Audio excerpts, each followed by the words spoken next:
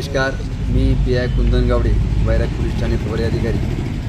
आपल्या सर्वांना माहिती आहे की गेल्या काही दिवसापासून सोलापूर जिल्ह्यात अतिवृष्टीने खूप काही शेतकऱ्यांचं आणि बाकी लोकांचं अतोनात नुकसान झालेलं आहे। वैराग पोलीस स्टेशनच्या माध्यमातून आपण एक मदतीचा हात असं एक लोकांसाठी एक आव्हान केलं होतं। त्या आव्हानाला वैराग परिसरातील सर्व नागरिकांनी भरभरून आम्हाला प्रतिसाद दिलेला आहे आणि त्याचाच निमित्त म्हणून आज आपण सर्व जे काही त्यांनी आपल्याकडे गहू, तांदूळ, ज्वारी आणि इतर काही जीवनावश्यक वस्तू ज्या आपल्याला सर्वांना दिल्या होत्या, त्या सर्व वस्तूंचं आपण एक किट तयार करून आज त्या सर्व लोकांपर्यंत पोहोचवणार आहोत। जवळपास 200हून जास्त किट आपले तयार झालेले आहेत आणि ते किट आपण लोकांपर्यंत देत आहोत। तसंच जवळपास 18 कट्टे काल आम्ही पोलीस मुख्यालय सोलापूर ग्रामीण यांच्या माध्यमातून जेवणाचंही व्यवस्था केली आहे लोकांसाठी।